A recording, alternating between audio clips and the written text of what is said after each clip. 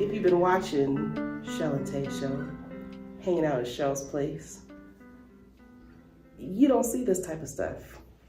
This is what draws you into those other places. But we're here to take you out of that spot. So. And what spot is that? The spot of believing who you are and understanding who you are. And just being who you think you should be.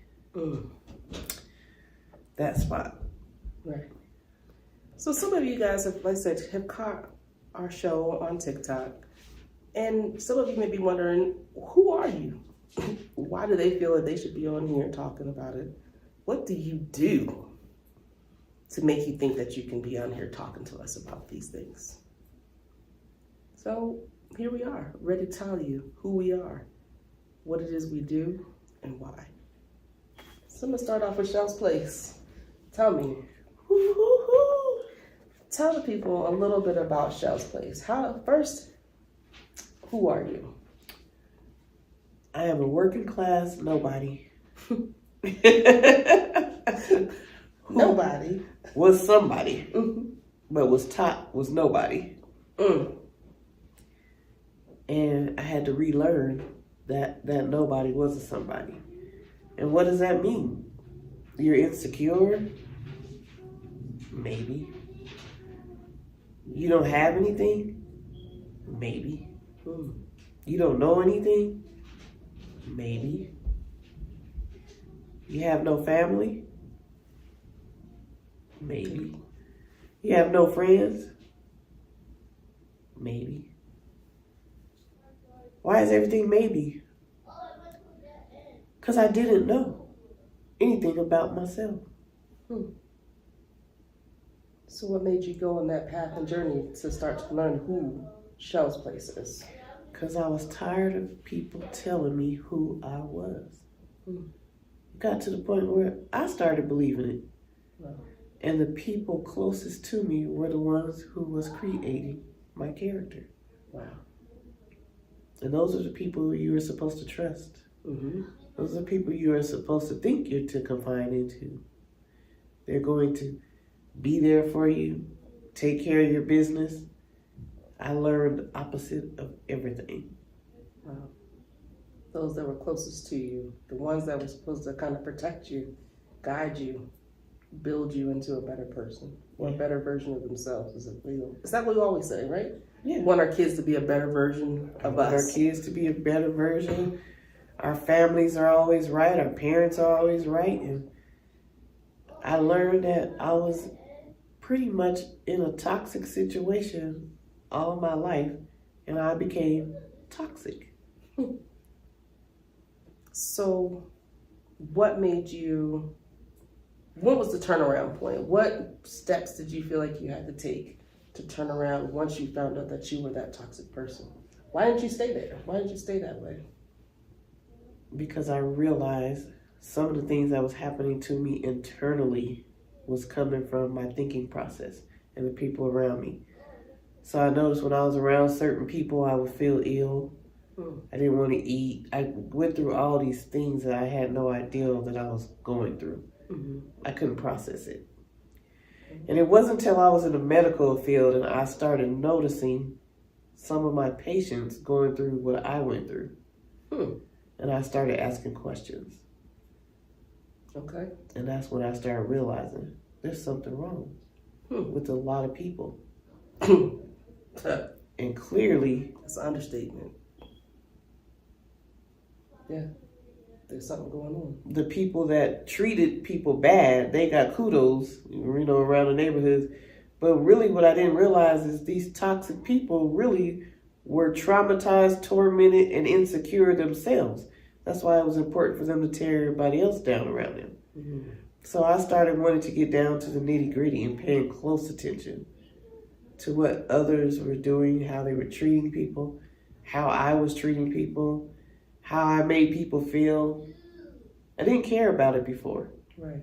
But then I realized I may have hurt and traumatized some people myself. Wow.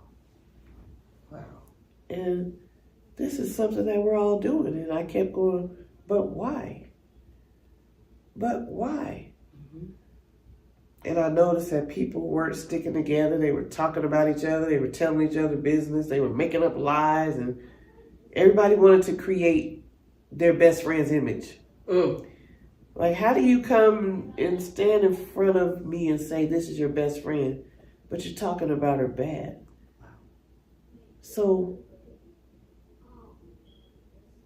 why would I want you as a friend? That's what I kept asking myself. They don't think about that, though. No. They weren't thinking about that. No. And I'm thinking of, why did I keep friends that I had that were like that around? And why was I like that to people? It was a whole toxic bubble we were all in. And I started really just trying to understand it. Like, what is happening? Right. Why are people like they are? And that was the base of where I started. And I came with one word to begin with. One thing that I noticed, no matter what color, no matter what culture, no matter what gender, whatever it is you think you came from, everyone had some type of entitlement. Wow. Wow. So not just a certain group of people. No. That's the brainwashing side of it. Right. No. That's how the friends are. See, what I'm going to do is I'm going to teach you that my best friend, because she's my best friend, she's a hoe. I'm going to tell you that. But aren't you a hoe too? You're so guilty by association, right? No, you just doing it, but you telling your story for her name. That's what I started realizing. When people start telling lies, you better be watching what they talking about. Right. And I started paying attention to that. Why would you do that to your friend?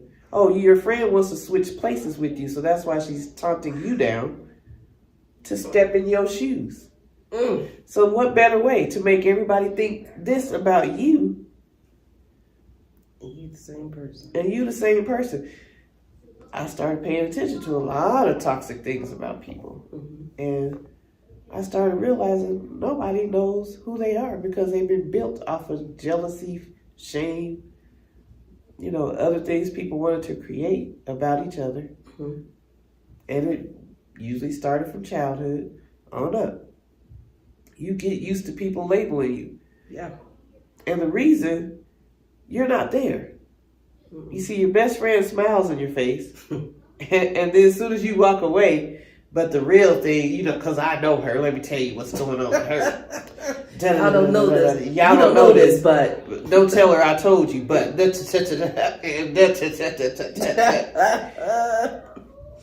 And there they are building a creation of you. And I noticed a lot of times that people I stayed away from is because someone told me something about them. And I found out in later years, none of it was true. Wow. But I believed it wholeheartedly because your best friend told me about you. And I didn't realize, well, dang, sometimes people are just madly jealous or insecure and they got problems. Right. So there was an array of reasons why these things were happening. Right. But at the other end, where I was now looking at, is I'm now seeing sick people. Their bodies are falling apart. They're depressed. And the first thing I would say is, don't you have friends to talk to? Oh, my friend slept with my boyfriend. Oh, my homeboy left with my ex, and my ex got a kid with my best friend. Wait, what? Right. Well, how they your best friend? I started realizing the toxicities that everybody was going through were very similar. What was similar is they was ended up in heart failure, diabetes, all kinds of illnesses that was going on. This is what was similar. Skin change, everything, right? Skin, acne, weight, food, and all these things was being attached to what people were created from. And then when I asked the question, well, what part of the story wasn't true? And then I discovered people didn't even know themselves. Wow. Well, this is why people were able to build a story about you. Because you couldn't even control your own narrative. You couldn't control your narrative. Wow. Wow.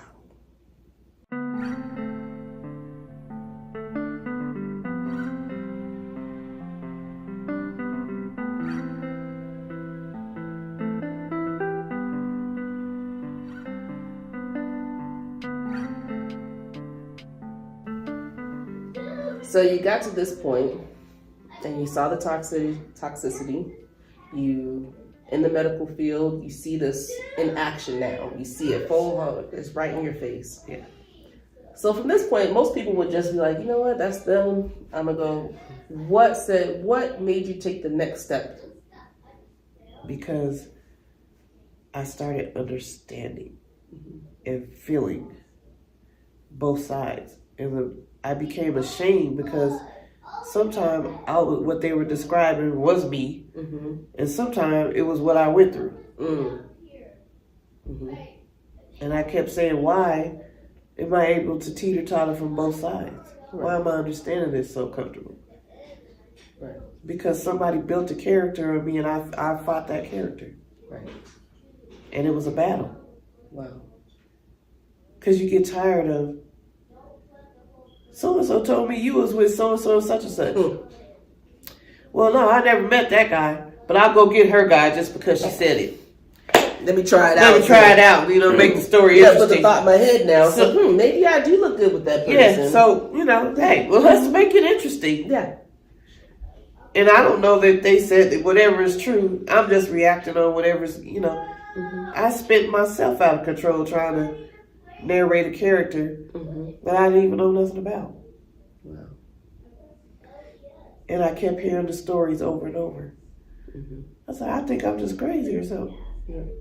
Everybody can't be crazy. Not everybody. Not everybody. But I started realizing we are kind of dysfunctional. Yeah. And we are paying for it internally. Jeez. And it's manifesting. It's manifesting. Yeah. So then when you did that, right? Yeah. So you could have just talked to random people, random patients. What was the next step in your mind? You said, okay, I want to start helping people. Yeah. What did you say? Like, I'm just going to anytime I see somebody did you decide that you want to go get some certifications? Like, what was your next step there?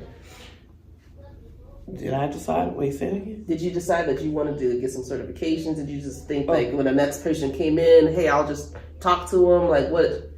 How does Shell's place now at this point? Shell's place for me. I had a patient who was suicidal one time.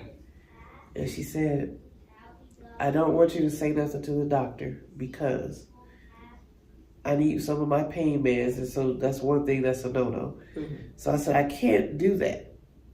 I can't do that. I have to tell the doctor I'm not going to be responsible for anything like that. So I can't do that. Right. But what I can do is help you understand what you're going through. And then I went to the counter and washed my hands and said, give me strength to explain whatever I'm about to explain. I don't know what I'm about to explain, but I better think fast. It's called on higher powers. Think fast. And I just literally said, I'm just going to talk with this girl. I'm going to walk with this girl. Doesn't matter. We're from two different cultures. We're two different races, and it doesn't matter. I am going to let her know she's not the only person going through this. And I began talking to her. And I began to help her understand what her illness was and why her body was reacting a lot. Okay. Because of stress and things like that. And I was like, I don't know what to do, but I'm going to sit here. I don't care how late I am. This woman is finally asking for help. Right. And we're all going to walk out the door and be like, they wait for the doctor. But why she felt so secure about telling me something like that is what I had to keep in mind. Why did she do that? Right. What made you be the person that she wanted to come to? Well, I can tell you what it is, but that's not my story to tell. So we're going to keep on going to her story. There's where the door opened. When I walked out, I left. Her parents came back and they thanked me. Wow. What we thanking me for? Well, we understand our child was suicidal and all this stuff, and I was like, wait, what? You know, I was like, oh gosh, you know. Right. And make it negative automatically, like, oh man. You know, yeah. And I actually turned her around, and then she understood whatever I told her. And I was like, I don't even know what I told her. I was just thinking fast and trying to move. I was like, oh, I don't even know what I said. Right. But I was thinking fast and trying to unravel her story and make her understand what was going on with her story and punching the holes in her story. And, you know, I just went from there. And it was natural. And that's when I realized I had a natural touch. Mm-hmm. And then I noticed it was happening with other patients that had gave up. Right. And I just kept talking to them. Wow. And I had one patient tell me, you really should be a life coach. You shouldn't be drawing my blood and things. You should be actually mentally talking to me. And I was like, no, I better stick with the needles and stuff, you know. And we were laughing. I was like, yeah, I don't have the compassion to listen to people because they're crazy. And she just started cracking up. I was like, I don't have that. But nah. Did you know what a life coach was? No. Okay. It was the first time I had ever heard of it. Gotcha. Okay. But I thought she was just saying that because I don't know what it is. Right. Never heard of it. So she said, you know what mentors are? And I said, yeah, I do. Right. They're kind of like mentors. I said, okay. What's the difference? She said, I don't know, but life coaches cost more. And I started cracking. I was like, okay. So that's when I first heard of it, started thinking about it, and really started analyzing. And I also started analyzing myself because I kept seeing over and over, why do I recognize all these people's pain? It's because I touched all their pain. Right. I've been there. I've had that friend. I've had those people who try to destroy you, who try to sleep with your man. I've been that victim. Wow. I've also been that person who's done it to them. Right. You know, whatever reason I was doing. I understood both sides. Either way, it's dysfunction. Right. Whatever side you're on, you're dysfunctional. But why? Right. What got you to that point? What gets you to this point? And why are we holding so much inside, tearing our bodies up?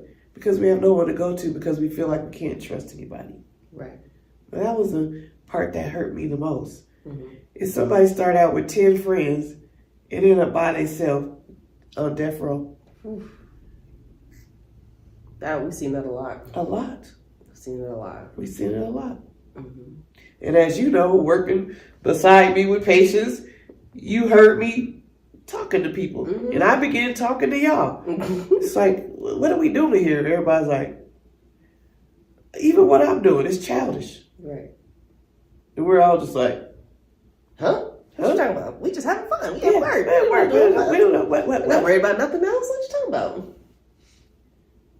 And I was like, I'm starting to understand a lot of people's health differently, at a different level. Right. And that's where I began to look at mindset and life coaching. Wow. So that brings us into the segment of what do you do? I analyze what I do best. I can say I professionally analyze people on a level that they understand. So what this means is that you have counselors who analyze at an educated level. Right. A level that you don't understand. Right. As a patient. Yeah, no, you're like, huh? What you talking about? Okay. I analyze at a level to where you understand what I'm talking about, and I understand what you're talking about. Right. But then I can help you understand why you need counseling, you need a therapist, or maybe you don't. Right. Because not everybody always, they always think counseling or therapy is bad, But sometimes some people really need it.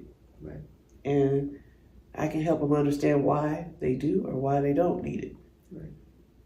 But a lot of people skip over therapy because no one's ever taught them about mental illness or mindset. This is not what our families taught us. Right. That's if you you all right, just go sit down in the corner somewhere. Yeah. Maybe you need some vitamins. Crying too much. Shut up Right, crying. right. Shut up crying. Suck it up. Right. Suck Go it up. sit over there. Go sit over there. You don't Right. need to. Right. Yeah. Go bully the kids down the street. Okay, it's your turn to get bullied. Wait, don't you go out there, but Right. wait, what? Right. That's what we're taught. Yeah. We're taught who said earlier was the do as I say, not as I do mentality. And how'd that work for everybody?